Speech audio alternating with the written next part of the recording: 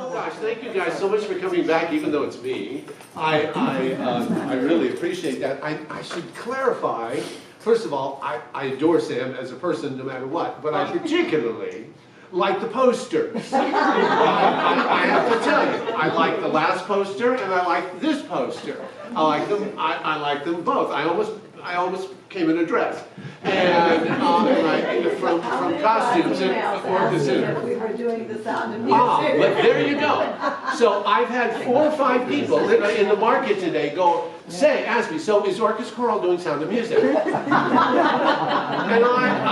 I said to myself, I did not see that coming. When I looked at the poster, never did it occur to me that anyone would say, yeah. We identified with that.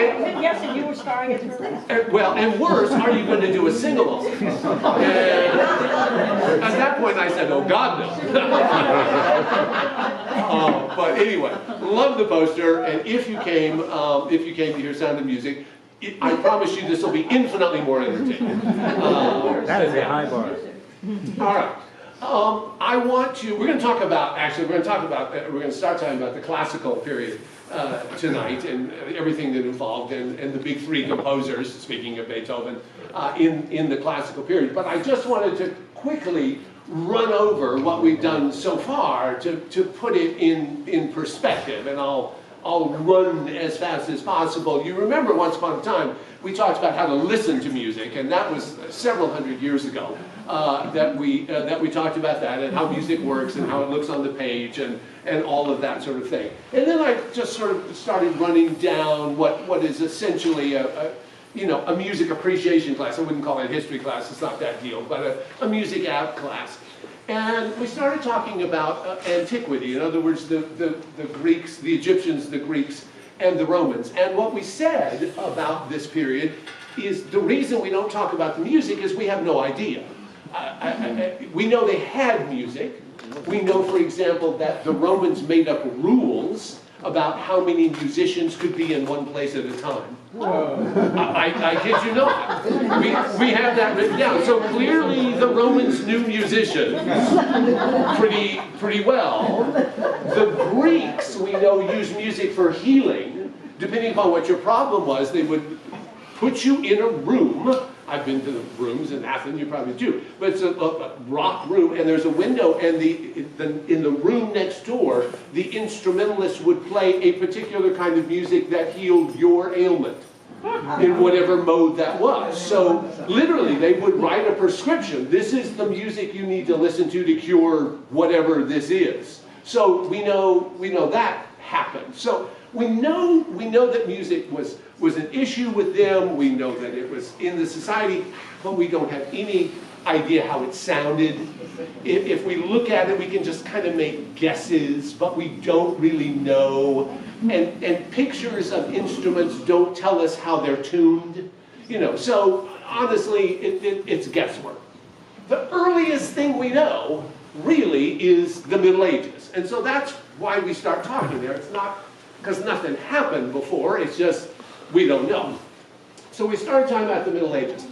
You'll also recall, I hope, that I mentioned dividing human history into 800 lifetimes-ish of about 65 years each, so that behind me there's about 800 humans. There's a father and a grandfather, right? So it's about 800 people back. And the reason I draw that analogy is that the Middle Ages is only 10 lifetimes ago. Isn't that astounding? Yeah. Because, and I know, not so much here, because you are all reasonable people.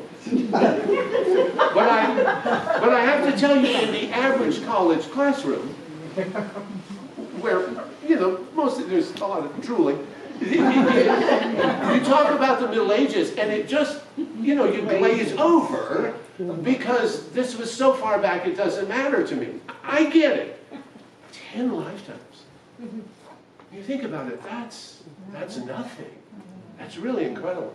I saw a post the other day that had a picture of Kitty Hawk and landing on the moon, And it said 66 years in between these two events. No. Doesn't that blow you away? One lifetime. That astounds me. That perspective of history just blows me away. Anyway, all right. So we talked about the Middle Ages. We talked about the fact that it was brought on by the fall of the Roman Empire. We talked about the fact that once the Roman Empire fell, who took over? Monks, that's right, the church. So the Catholic Church took over. Sounds like we're about to have another conclave. I don't wish the man ill, but it does, you know. So we'll hear a lot about that in the coming days. By the way, good movie if you haven't seen it. I certainly recommend it. And as long as I'm talking about movies, if you haven't seen it, I said this last night in rehearsal, Maria on Netflix, which is about Maria Callas. And Angelina Jolie, of whom I'm no particular fan, is brilliant. Brilliant. So if you've got Netflix, by all means, take a look at it. But I digress. The Catholic Church. Ergo, the only people who could read and write were the monks. So all the information was centralized in one group of people.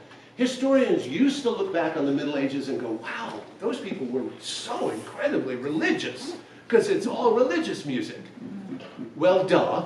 There was plenty of other music. There's no question that the peasants were sitting around the campfire singing 99 bottles of beer on the wall. They just weren't writing it down. So the monks, with the ability to write it down, and they were writing chant, and so chant is what we have, sung prayer. I cannot emphasize enough, I mean, let's face it, everybody has their faults, including the Catholic Church, and now even they are the first to admit it. But, say what you will, but for the Catholic Church, we would not have the arts we have today. They collected it, they preserved it, they sponsored it. I mean, they made their own choices, but they did those things. And it is the monks in Italian monasteries, tucked away in the hills of wherever, that developed the system for writing music down. So when you look at music on the page, that treble clef and bass clef and the lines and the notes and the shapes and the rhythms and the pitch and all of that stuff, monks did that. They wrote it down so that they could preserve chant and all do what Pope Gregory wanted them to do, Pope Gregory I, around 600 AD, who said, we need to codify chant so we're all doing the same thing at the same time. So we need a system. They developed the system. It doesn't matter if you are Handel, Mozart, or Beethoven, or if you are Twisted Sister or the Kingsingers, or if you are any pop star, you're using that system. That's the system. And it is quite literally the international language. When you say music is the international language, it sounds like hyperbole and oh yeah, you're just saying that. No, it really is. Because remember, I can write a piece today and send it to, Bangladesh, and they can play it in the next 5 minutes. Because we speak the same music, the same language. That's phenomenal to me. When you look at how much we don't agree on, we all agree that A is 450 cycles per second. That's amazing. Really, that's astounding. And so if you want to save the planet, music is the answer.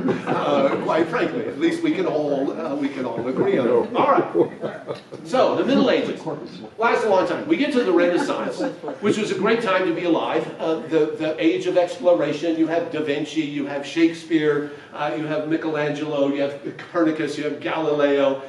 Beautiful moon last night, by the way. Galileo, who was slightly the Baroque period, but let's not quibble about that. It's as I said to Sam, it's the sort of accurate history of music. Accurate enough, close enough for jazz. So you have all of these incredible, this burst of information. You also have the printing press, which clearly affects music. Now it can be disseminated more than like, let me play it for you 12 times so that you can remember it kind of thing. And you have the Reformation. I can't emphasize the Protestant Reformation enough, because the Protestant Reformation did a lot of things that affected music. It broke down the Catholic Church, so now there's not a monopoly on the kind of music that's created. Protestant churches themselves developed other music or threw it out, because early on you had Zwingli and a lot of the Protestants who said music is anathema to worshiping God. Music is entertainment.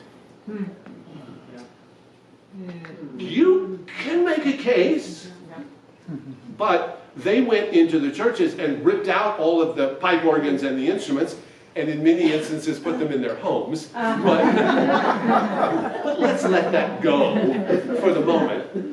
In addition, because the Catholic Church was weaker, the courts got stronger. And when I say courts, I don't mean law courts, but the kingdoms, so kings and barons and dukes and all that. When the courts got stronger, they wanted what we all want. After we have a place to live and food to eat, the next thing we want is entertainment. It's just, that is human nature right down the line. So you have all these courts getting stronger, and they paid for entertainment. So you have so much more variety of stuff going on in the Renaissance than you had in the Middle Ages and so on and so forth. I will only mention one composer in the Renaissance. I didn't write his name in there. His name is Giovanni Gabrieli. I mention Gabrieli only because Gabrieli was the music director, had held the most important music position in all of Europe, which was at St. Mark's in Venice, my favorite city in the world. I love Venice. But St. Mark's. And what Gabrieli did was he essentially didn't create, but let's say he did.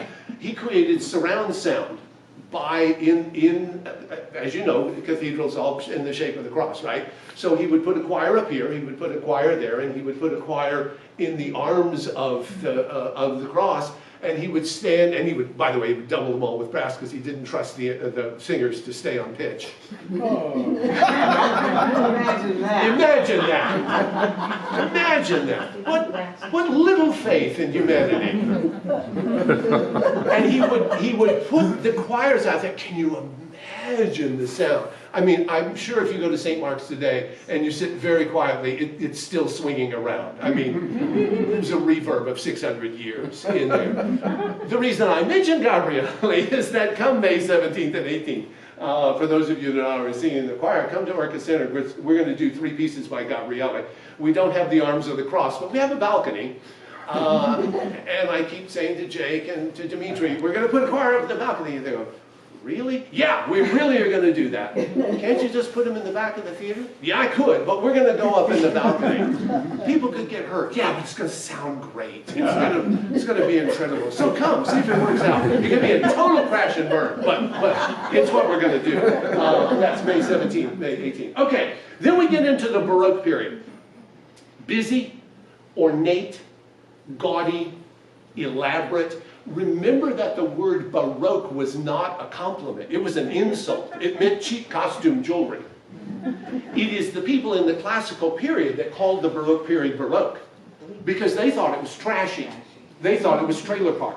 I mean, seriously, the Baroque, they looked at the Baroque period like, this is cheap costume. The word Baroque means, it's a Portuguese word for a misshapen pearl.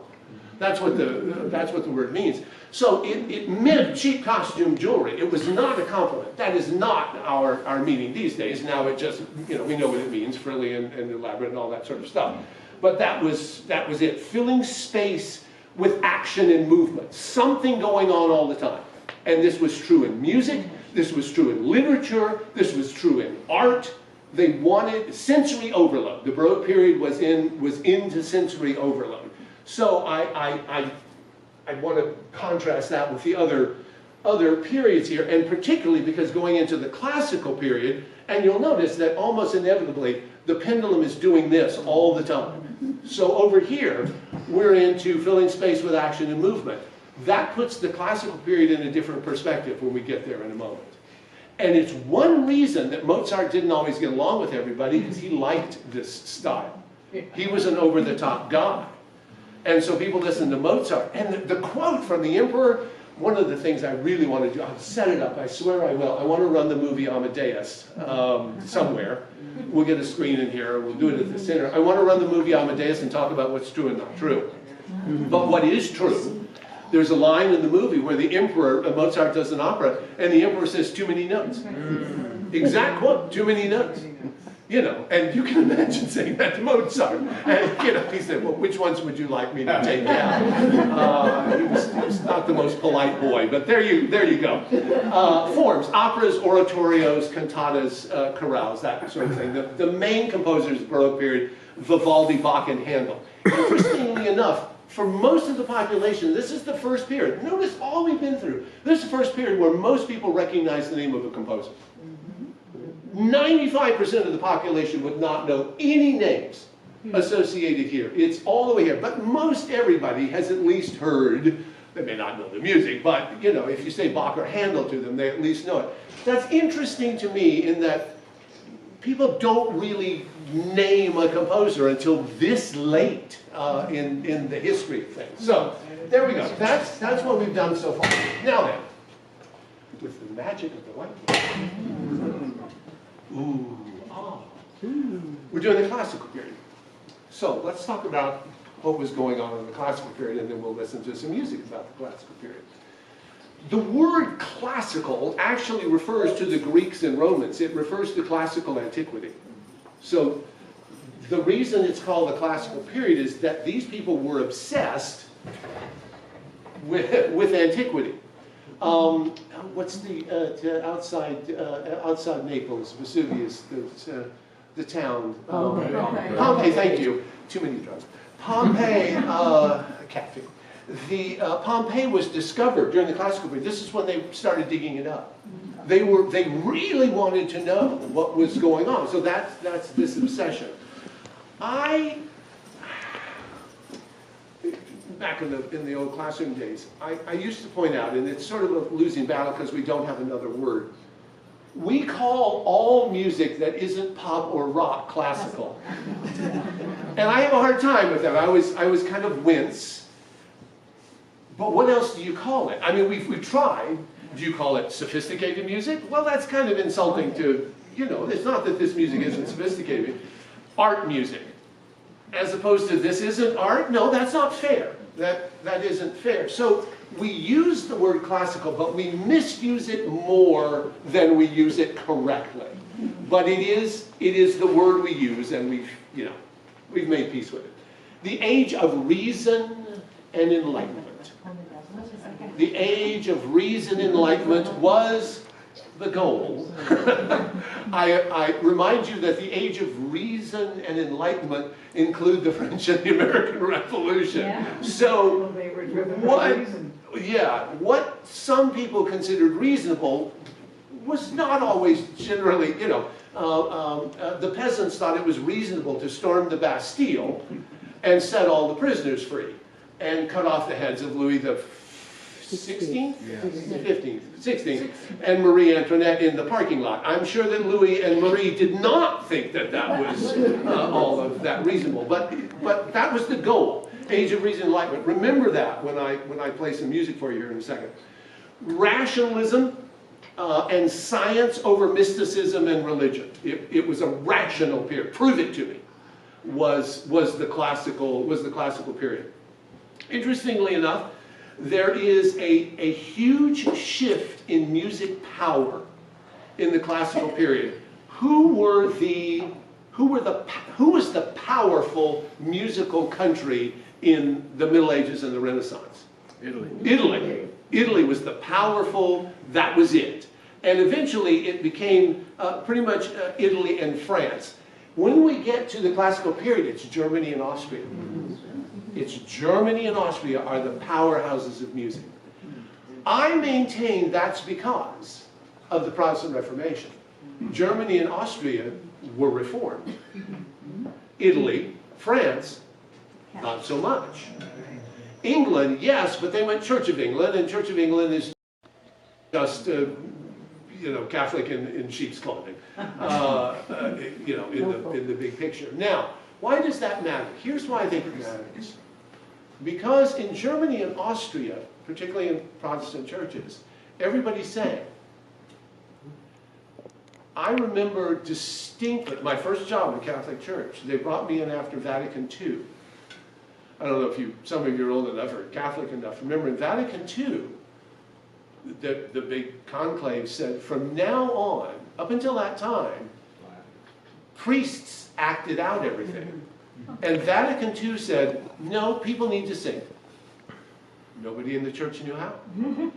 They had to hire a Protestant. I kid you not. They came and they said, can you come teach people to sing? Now, don't you think the irony was not lost on me? That for thousands of years, the Catholic Church preserved art and choral music and whatever, and now they're hiring a Protestant to come teach them how to sing again.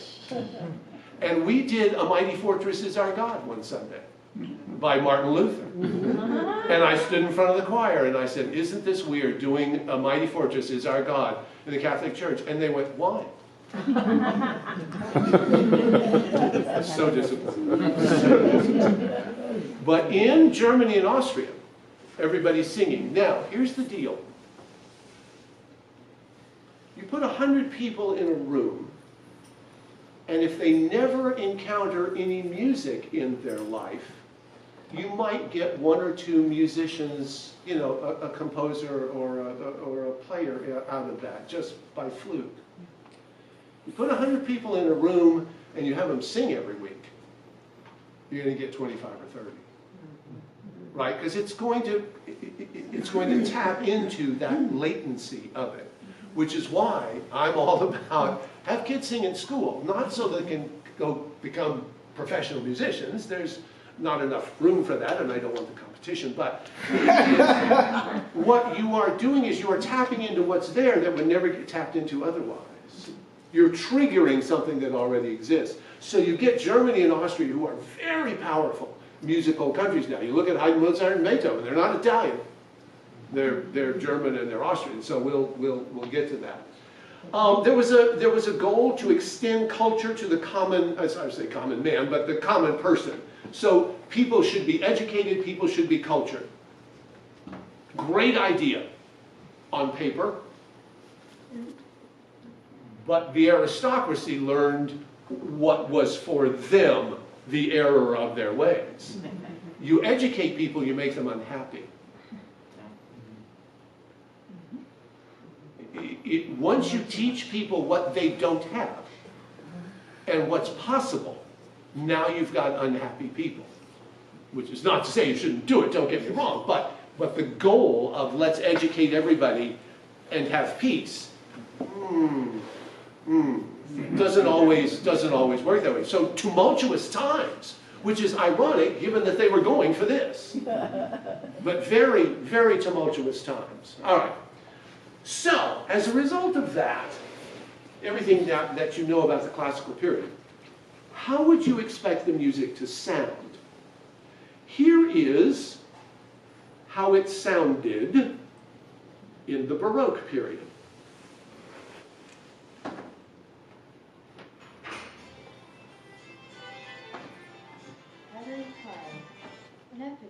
Getting there.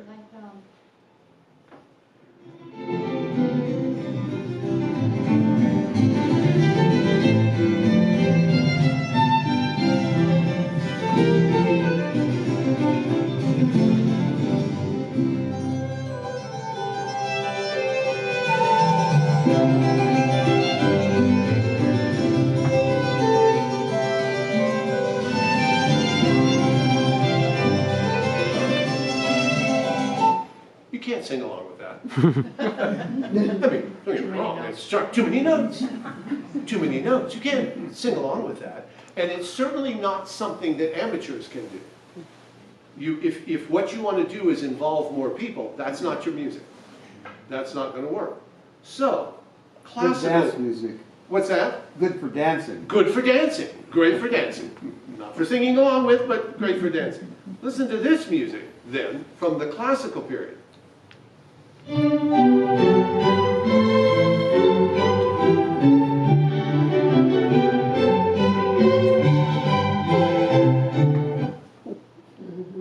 What's the next note? Dun, dun, dun, dun, dun, dun, dun, dun, dun, dun,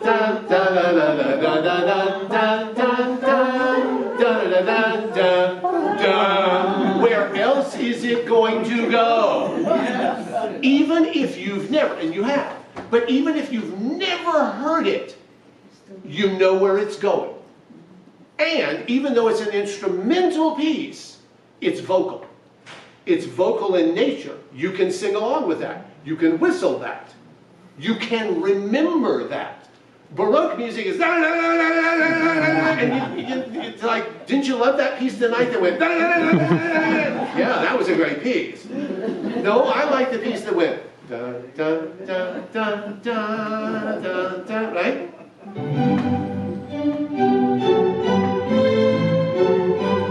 Mozart, obviously. Dun.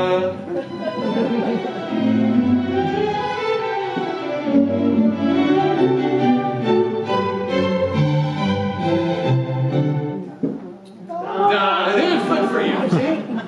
You can compose, you can write music. It doesn't take a Mozart, it doesn't take a genius, it's really easy. So, music in the classical period is so different than the Baroque period, and it used to infuriate me in the classroom when students would say, oh, all that old music sounds the same. No, it freaking does not. You don't have to like any of it. That's not my goal here, is to change your mind. But you tell me it all sounds the same, then I'll just flunk you for the hell of it. No, it doesn't. It doesn't sound the same any more than contemporary pop music sounds the same. It doesn't. And there's light years of difference between the Baroque period and the classical period. Okay, what made it different? There's more difference in mood and texture. It goes somewhere. It does something. The popular forms in the classical period, we can get to them in a moment, there was lots of instrumental music, but we say that the classical period music was vocal in nature.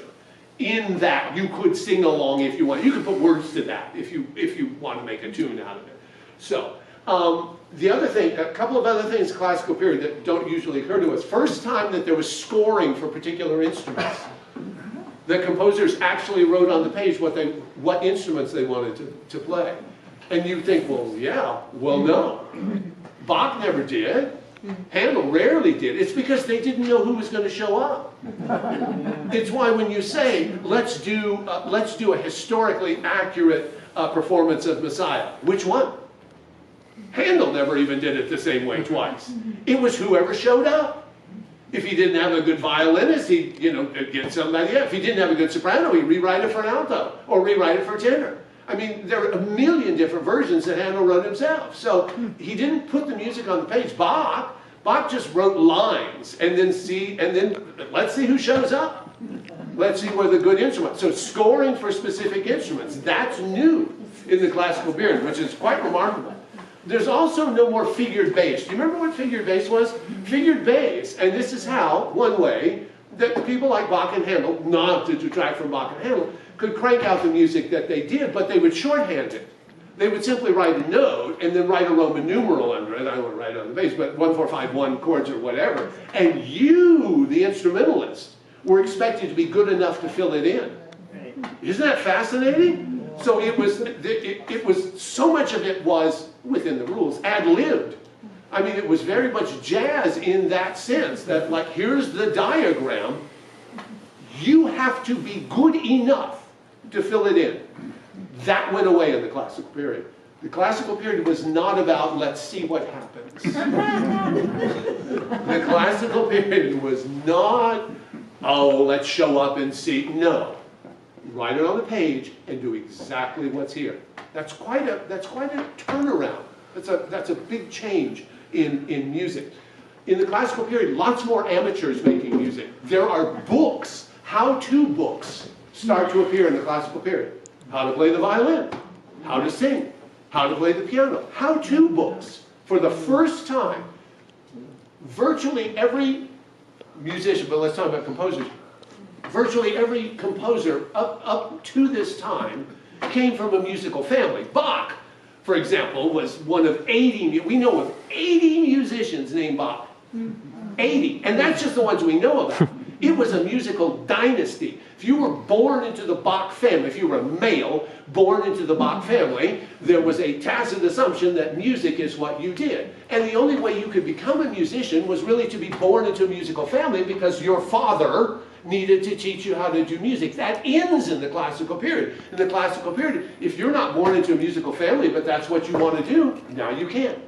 Isn't that cool? You can go to school. You can go find somebody and go, look, teach me how to do this. First time that happens. Which is why the variety of music just explodes in the classical period. The piano replaces the harpsichord in the classical period. The piano had been invented quite some time earlier, Bartolomeo Cristofori, for those of you that don't remember his name. So it had been around for about 100 years, but it took a long time to trickle down. Bach, for example, there's argument about whether or not Bach ever even saw a piano. He probably saw one or two, but it was very late in life. He certainly never wrote, you know, for one. I mean, we hear Bach on piano now all the time. That's not what he wrote it for. But in the classical period, now the piano replaces the harpsichord. Because the piano can do what the harpsichord could not do. What can you get from a piano you can't get from a harpsichord? Dynamics. Yeah, you can't. I mean, you can jump up and down on a harpsichord and it's only going to go pling. I mean, you can add strings, you can put another layer and it'll go pling, pling, you know, but that's about all you get. But with a piano now, you've got dynamic control. You've got essentially an orchestra in a box, and so that's where this happens. So that's why you get so much piano music. The first time a solo instrument, the piano as a solo instrument was used was in 1768, and it was J.C. Bach. It was Bach's son. That's the first time that we know of that the piano was used as a solo instrument in a concert. 1768, and it was one of Bach's kids. Johann Christoph. Johann Christian? Johann Christoph. I can't remember. One of them. More famous than his father in his day, actually, ironically enough. As we will see distinctly when we talk about Haydn, Mozart, and Beethoven, huge change. Musicians move from being servants to being paid contractors. Massive change. Massive change. Up until this point, if you were a musician in a court, you were a servant. No better than the ones who worked in the kitchen or did the ironing or mowed the lawn or whatever. You were just a servant. Haydn spent 90% of his life as a servant. Mozart spent the first 10 years of his career as a servant and the last 15-ish as an independent contractor. Beethoven never spent one single solitary day as a servant, and he would have shot you if you had indicated otherwise. One lifetime. Notice they all lived at the same time. They overlap here. So within the scope, literally, of one lifetime, you change the entire dynamic, the entire value of a composer. Happens in the classical period. Haydn, servant. Beethoven, you've got to be kidding. I mean, seriously. So that's a massive change.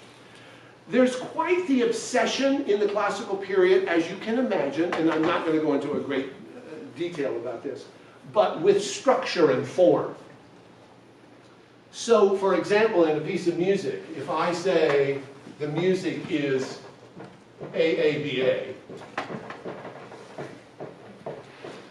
you don't know how loud it is. You don't know how long it is.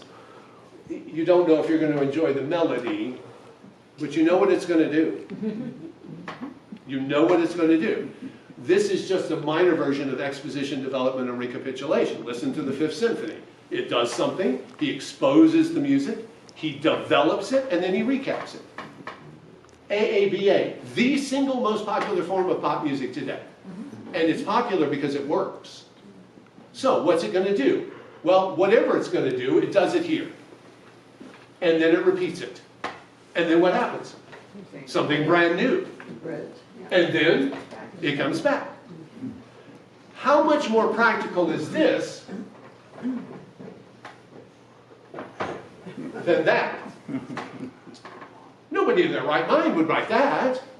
Happy birthday to you, happy row, row, row your boat, down to my country, 'tis of the amazing grace. No, no, no, that doesn't work. You can't remember that. This is pop music, because once you've heard it one time, you've heard this 3 times, and if you can't sing along, you're not going to buy it. You pick a form that works because it works. So the classical period was obsessed with form. This was another very popular form of the classical period. And so on and so forth. I could go, a few more letters. But look at this. Whatever the tune is, it keeps popping back up. And in between, you did get to do some cool stuff that you couldn't do otherwise. This is a very popular form in the classical period. They were obsessed with form. It was not just a random thing. They wanted to know where it was going and what was going to happen next. Dun, dun, dun, dun, dun, right, so on and so forth.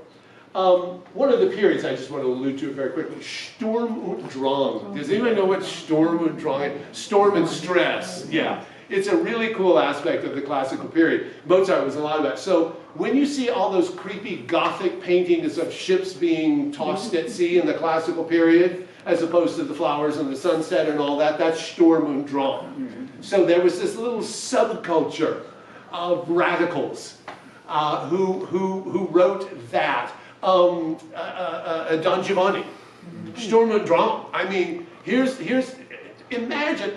I don't have time to talk about it. I've got to talk about how but everybody wants stuff. In the classical period, it's fluffy and it's light and it's running in slow motion through the park and the flowers. And Mozart's writing an opera about a guy being dragged off to hell because he killed the father of the girl he slept with. And you can see audiences just going. I mean, seriously. And now we look at it, we go and we love it, and so on and so forth. But remember, it's the classical period. It's the age of reason and enlightenment. And they're going. So you can see why Mozart didn't always get along with people and so on and so forth. Okay, forms. What were they writing? Symphonies. Symphonies were enormously popular. I put this here. Haydn wrote 104 symphonies. Actually, a few over 104. We know for a fact 104, but 104 plus, to be accurate. Mozart wrote 50. Beethoven wrote 9. There's kind of the joke that says Beethoven wrote just as much music as Haydn did. He just crammed it into 9 symphonies. Yeah. That's not all that far from the truth. Some of Haydn's symphonies were only 20 minutes. Beethoven's last symphony was an hour and a half. So when we say symphony, we pull up a vision that's not necessarily accurate early on. So symphonies, huge. Concertos, right? Solo instrument and orchestra, a biggie. Usually 3 movements, so on and so forth. A sonata, piece for solo instrument. 3-movement piece for solo instrument. Piano and violin were the 2 most popular. There were sonatas for every instrument. There are flute sonatas, there are clarinet sonatas, there are all of those sonatas. But the most popular of them are piano and violin. That's also true with concertos. And the reason is entirely related to dynamics, because you need an instrument that will contrast with the orchestra and that can cut through it. So piano and violin were the go-tos. Opera, still huge in the classical period. As you know, we'll talk about Mozart and his operas and so on and so forth. Oratorios, you remember that an oratorio is essentially a religious opera. It sounds like it walks like an opera, it sounds like an opera, it quacks like an opera. You just stand still, you don't wear costumes, you don't act it out, and so you can do religious stories. Because you couldn't act out a religious story. That was considered, yeah, inappropriate. Can you imagine what they would have done with Jesus Christ Superstar? Or, take your pick. And in masses, people are still writing masses. Those have not gone away. So when I say that the Catholic Church is weaker, I don't mean to infer that it went away. It obviously did not. But interestingly enough, as we get into the classical, and particularly the Romantic period, people are writing masses not for use in the church, but as concert pieces. They are simply using the text and writing it as a concert piece. I mean, if you look at you know, the Beethoven Mass, which, you know, it's like 5 hours long or something, I can't remember which one. There was no intention of doing that in a church service, that's impossible. It's a concert piece, but it's a mass. So when we say masses, that doesn't necessarily mean that they were aimed for churches. All right, let's talk about Haydn. Franz Joseph Haydn. Let's talk about that. Oh, we're in great shape. I can do Haydn in 15 minutes. That's horrible to say. Franz Joseph Haydn, the father of the classical period. Papa Haydn, he was called. He was the guy. Haydn was the guy. Well, let me talk about his life. I don't. Yeah, Haydn started it all essentially, but let's run his life down. He was the second of 12 children. Was Haydn. At the age of 6, he was sent away to live with a relative and a schoolmaster because his family couldn't afford that many children. So they said, go live with your uncle, whatever, and he's a school teacher, and he'll teach you. 6 years old, gone. You know, you read that in the book, and you think, okay, what's next on the test? You can't tell me that doesn't affect somebody. I mean, come on. Come on. I mean, yes, the classical period, but come on. 6 years old? So, yeah, remember that as we start talking about Haydn. When he was 8 years old, he became a choir boy at St. Stephen's in Vienna. Vienna,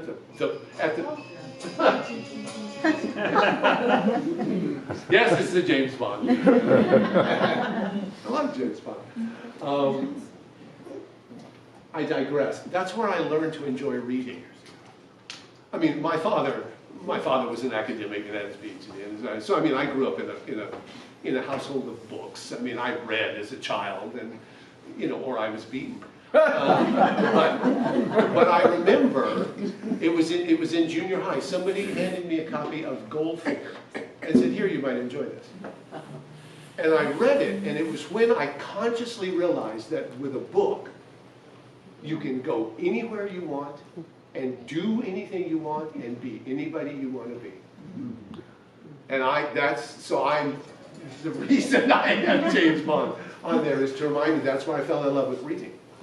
And I went, collected all the first edition books and did stuff like that. So when there's fires near my house, that's what I grab. I grab my first edition books, which are very tough to lug around quickly. Oh yes, there's a dog. I digress. 8 years. 8 years old, he becomes a choir boy at St. Stephen's in Vienna. Again, that can't have been very pleasant. 8 years old, locked up in a Catholic church with priests and other children. I mean, let's face it, it cannot have been that pleasant. I assure you it was not that pleasant. Not the hours, not the small amount of food you were given, not the expectations, not the punishment if you didn't learn the music. It cannot have been that pleasant. 8 years old. He worked until he was fired because his voice changed. Didn't need him anymore. We need voice sopranos and altos. Your voice changed. Thank you very much. And he's done. It's not like a retirement plan. It's like, we don't need you anymore. Here's the door, go away. Can you imagine? It's astounding. Okay. How old was he? He was, voices changed later at that point. He was probably around 15 or 16. It's pretty late. I mean, it happened later then, so we know statistically and so on and so forth. We know that by the age of 17, he was earning his own living by composing. So he left the church. By the age of 17, he is composing. He is teaching.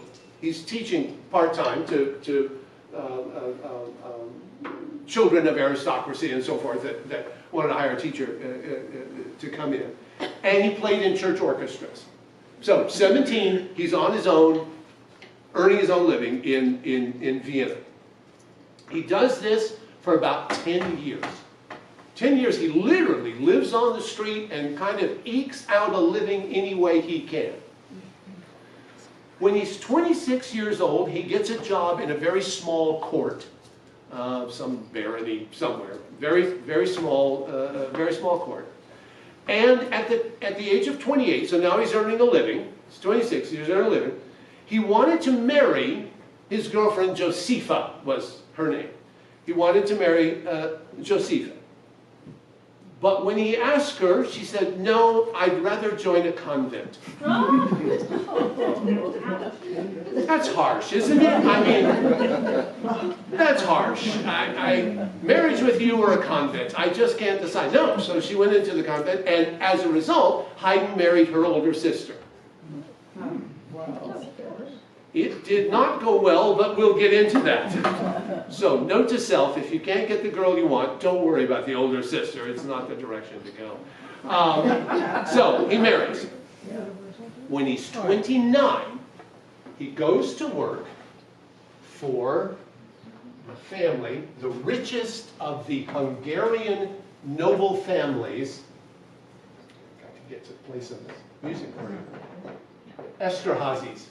I don't know if you know that name, but I've heard of it. yeah, it's a very prominent European Hungarian noble family. Goes to work for the Esterházys. The richest Hungarian family. So he works for the Esterházys for the next 30 years. Wow. For the next 30 years. Here's his job description. First of all, he lived out at their palace, Esterházy. Esterházy had its own opera house, its own separate theater, 2 concert halls, and 126 guest rooms. Wow. Esterházy was blatantly making an attempt to build a replica of Versailles. And it kind of pissed off the French that was the goal, but that's what he was doing. All right, so next 30 years. His contract stipulated how he should behave, how he should dress.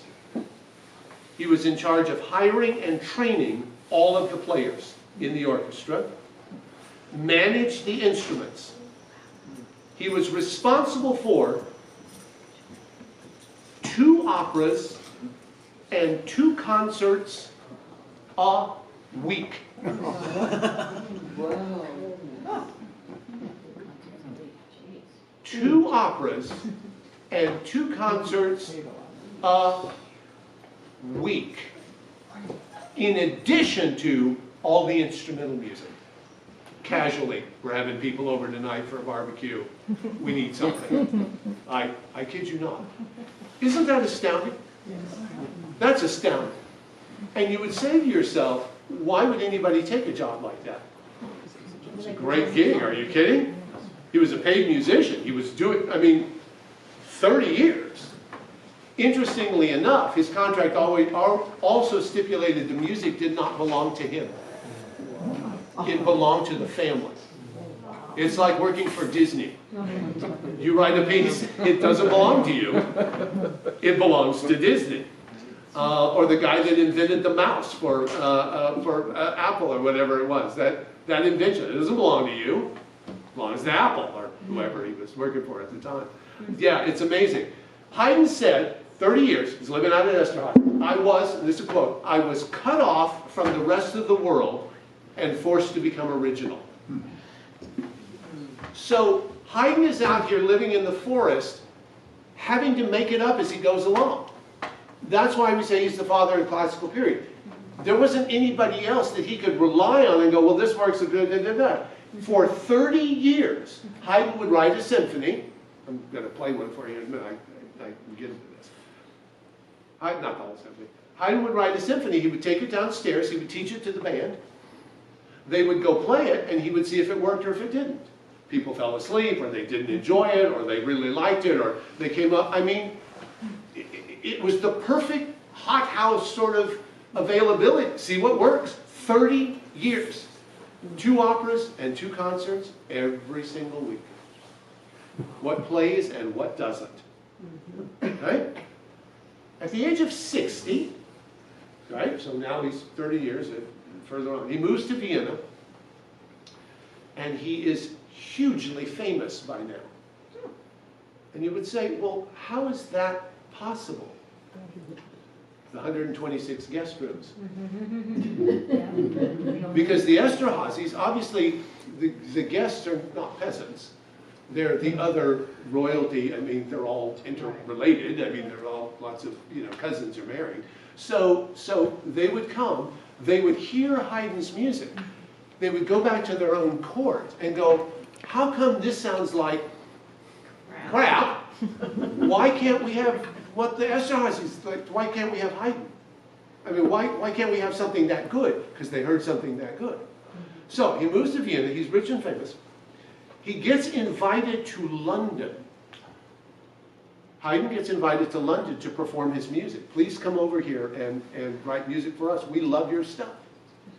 So he goes to London. The Esterházys have essentially cut him free. What happened is the Esterházy, the main Esterházy, died. His son took over, and his son didn't want to live in the forest.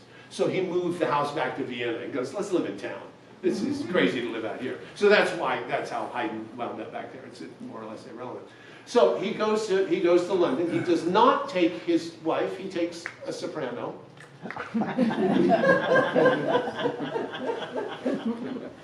And her husband, who apparently was okay because he got a trip out of it.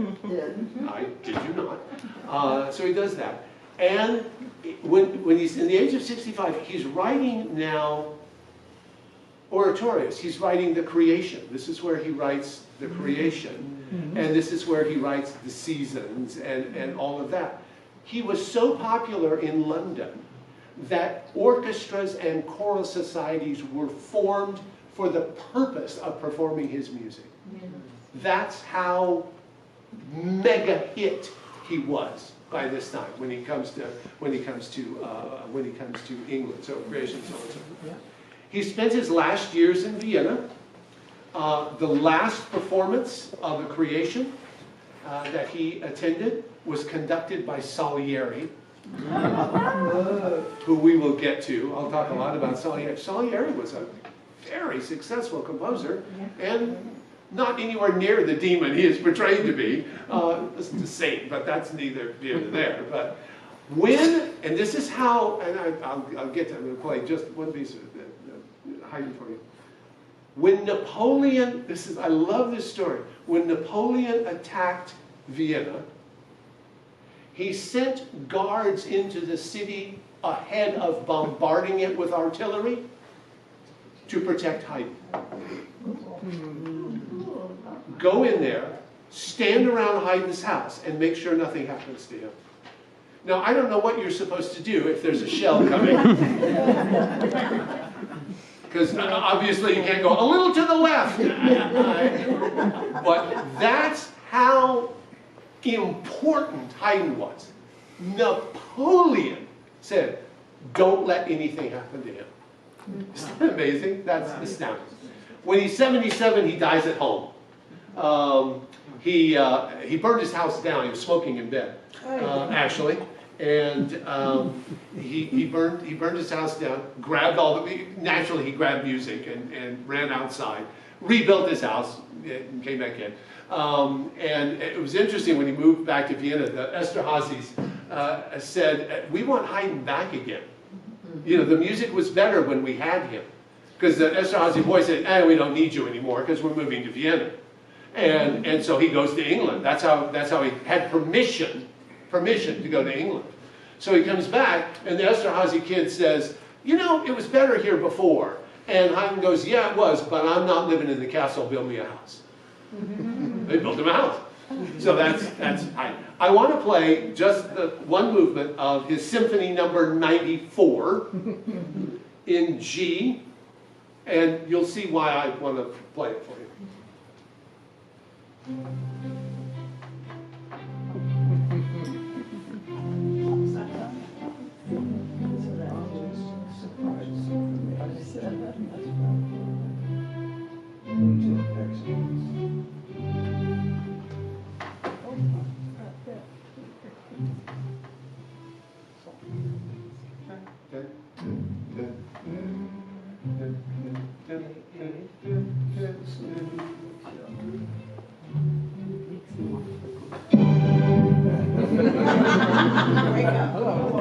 why it's called the Surprise Symphony.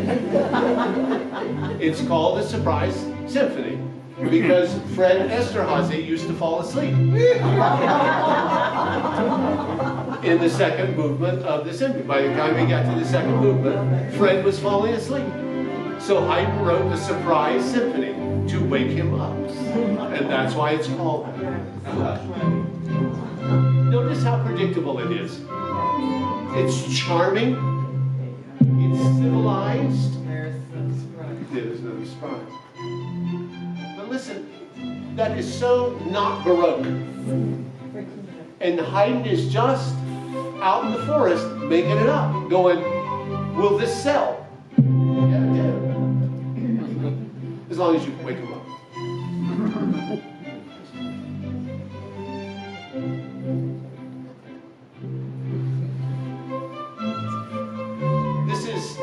This is those little finger sandwiches with the crust cut off. Just white bread and, whatever. That's this music. It is civilized. It is not intended to rile up the hoi polloi, because rile the hoi polloi do dangerous things with torches and pitchforks. It was just, this was the idea of a civilized sound.